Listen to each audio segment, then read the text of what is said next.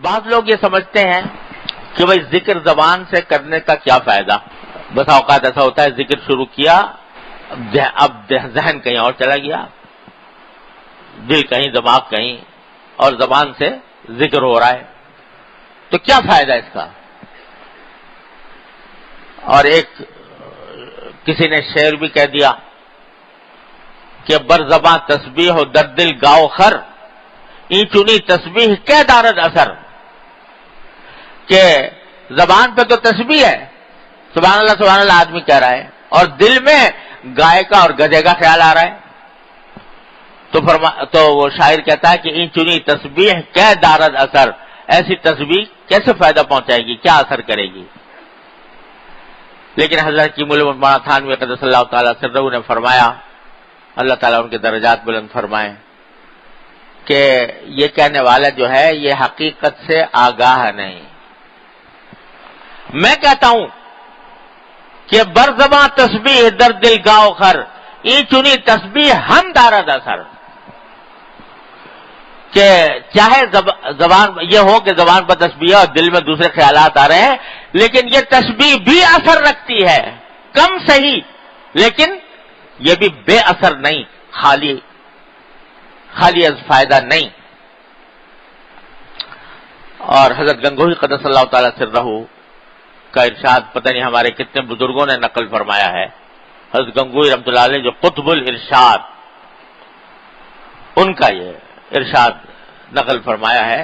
وہ فرماتے تھے کہ اللہ کا ذکر خواہ کتنی ہی بے دھیانی سے ہو، کتنی ہی بے دھیانی سے، بے توجہی سے ہو، یہ خالی اثر نہیں رہتا. یہ رفتہ رفتہ پھر اس وقت تو بے دھیانی سے ہو رہا ہے، بے توجہی سے ہو رہا ہے، لیکن یہی پھر آگے بڑھ کر اللہ تعالیٰ کے فضل و کرم سے قلب کی توجہ کا رخ بھی موڑتا ہے. جو لوگ یہ سمجھ کر کہ زبانی ذکر کرنے سے کیا فائدہ، جب ذکر کو چھوڑ بیٹھتے ہیں یا نہیں کرتے تو وہ کبھی منزل تک نہیں پہنچ سکتے، وہ کبھی منزل تک نہیں پہنچ سکتے. یہ ذکر لسانی ہی ہے جو سیڑھی ہے، جو راستہ ہے ذکر قلبی پیدا ہونے کا. لہذا اس کو بیکار نہ سمجھے، اس کو یہ نہ سمجھے کہ یہ فائدے سے خالی ہے. جس کو یہ ذکر کی نعمت نصیب ہو جائے تو اللہ تبارک و تعالیٰ کے فضل و کرم سے انشاءاللہ کبھی نہ کبھی منزل تک پہنچے گا. اسی لیے ایک مرتبہ ایک صحابی نے نبی کریم سرور دو عالم صلی اللہ علیہ وسلم سے عرض کی کہ یا رسول اللہ مجھے کوئی مختصر نصیحت فرما دیجیے. اب دیکھو صحابہ کرام بھی نصیحت فرمائیے، اذنی و اوجز، مجھے نصیحت فرما دیجیے اور مختصر فرما دیجیے. اب یہ بظاہر تو عجیب سی بات ہے کہ نصیحت کی درخواست بھی کر رہے ہیں اور ساتھ میں یہ قید بھی لگا رہے ہیں کہ مختصر ہو، مگر اس لیے کہ عمل کرنے کی نیت تھی. یا اللہ اگر کوئی لمبی چوڑی نصیحت ہوئی پتہ نہیں یاد رہے کہ نہ رہے، عمل کر سکوں نہ کر سکوں، تو نیت یہ ہے کہ عمل کروں. لہذا یہ ساتھ درخواست کر دی کہ مجھے مختصر نصیحت فرمائیے.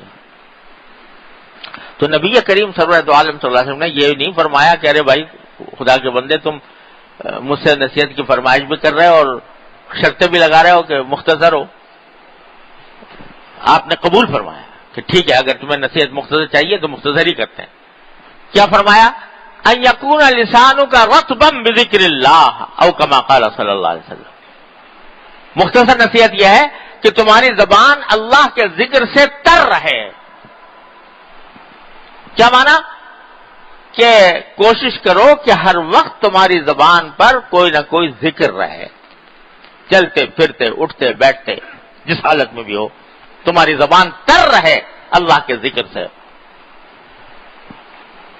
کیا لفظ استعمال فرمایا؟ اللہ کے ذکر سے تر رہے، یعنی جو ذکر نہیں کرتی زبان وہ خشک ہے، خشک ہے، اس کا صحیح فائدہ نہیں آدمی اٹھا رہا. اور جب اللہ کا ذکر کرنے کی اس کو توفیق ہوگی تو تر و تازہ ہوگی، وہ اس کے اندر تازگی پیدا ہوگی، اس کا اصل فائدہ حاصل ہوگا۔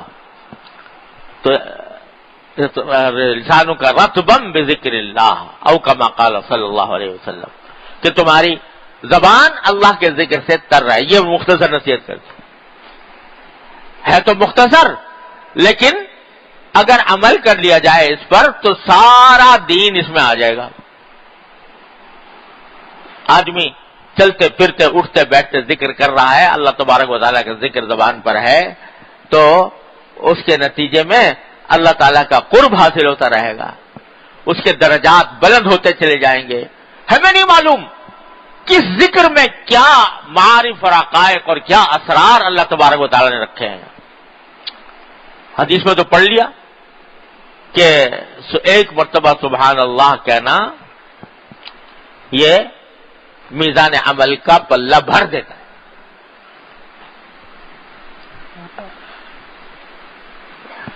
اب کیسے بھر دیتا ہے؟ کیا اس میں راز ہے اس کلمے کے اندر؟ اللہ تعالیٰ ہی بہتر جانتے ہیں، لیکن اس میں انوار ہیں، وہ انوار ہیں جو آنکھوں سے نظر نہیں آ رہے فی الحال، لیکن ہیں انوار، ایسے انوار ہیں جو آدمی یہاں سے سمجھ نہیں پا رہا۔ ہمارے حضرت علامہ انور شاہ صاحب کشمیری رحمۃ اللہ علیہ کی بات حضرت والد صاحب رحمۃ اللہ علیہ نقل فرماتے تھے کہ آخرت کی جو بے شمار نعمتیں ہیں، ان نعمتوں میں سے ایک نعمت یہ بھی ہوگی کہ حقائق کے اشیاء منکشف ہو جائیں گی اہل جنت پر، حقیقتیں منکشف ہوں گی، پتہ چلے گا ہر ایک بات کی حقیقت کا۔ سبحان اللہ کے کلمے میں کیا نور تھا، الحمدللہ میں کیا نور تھا، لا الہ الا اللہ میں کیا نور تھا، کیا انوار و برکات تھے، یہ اسرار وہاں جا کر منکشف ہوں گے۔ لیکن یہاں یہ ہے کہ سبحان اللہ والحمدللہ ولا الہ الا اللہ واللہ اکبر یہ کلمات زبان پر ہوں تو جتنے زیادہ ہوں گے اتنا ہی اللہ تبارک و تعالی سے قرب بڑھے گا، اللہ تبارک و تعالی سے قرب بڑھے گا یہ، اور جتنا جتنا قرب بڑھے گا تو انشاءاللہ ہماری سوچوں کے زاویے تبدیل ہوں گے، افکار کے زاویے تبدیل ہوں گے، دل دنیا سے آخرت کی طرف مڑے گا، تو اللہ تبارک و تعالیٰ کی محبتیں دل میں پیدا ہوں گی۔ یہ نتائج حاصل ہوں گے، ضرور ہوں گے انشاءاللہ، لیکن کرنا والا چاہیے۔